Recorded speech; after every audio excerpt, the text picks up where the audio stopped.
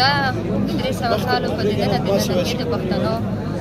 دا یوازینۍ غټه جرګه ده چې پښتانه د ټولې پښتونخوا د ټولو سیمو څخه دلته مشران راټول شوي دي او دغه مشران تاسو چې په پښتونخوا وطن کې ګورئ چې دلته څومره مطلب مسلې دي دلته خو ډېرې مسلې دي که زه تاسو د دغه ټولو مسلو یادونه وکړم کېدای شي زما انټرویو تر ساعتونه واوړي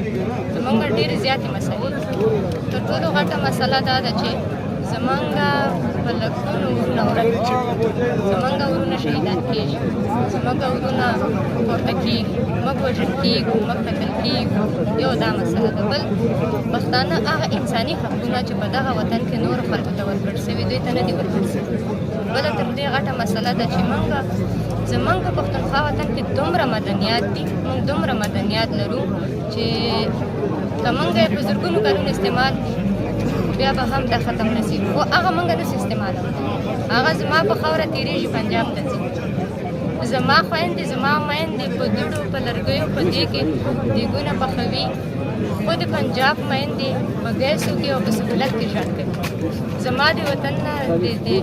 د بجلۍ تار تېرېږي هلته ځي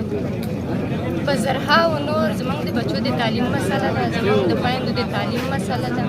چې نور تاسو وګورئ په پنجاب کې پوهنتونونه دي مکتبونه دي دا ټول هغه څه دي چې هغوی ته ډېر سهولتونه دي خو زموږ په وزیرستان ته لاړ شئ خو زموږ نورو لرې پرتو سیمو ته لاړ شئ هلته تاسو وګورئ د نجونو دپاره یو مکتب هم نشته دی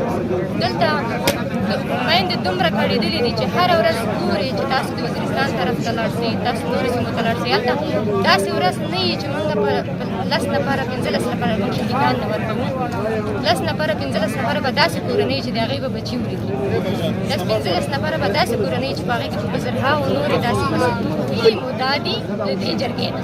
چې په موږ چې څه تېر شوي زموږ په میندو چې څه تېر شوي هغه په راروان نسل باید تېر نه شي راروان نسل ته کوم څه چې ما یاد کړله نو موږ ته د دا ټول جواب دی دا کومې بدبختۍ چې دي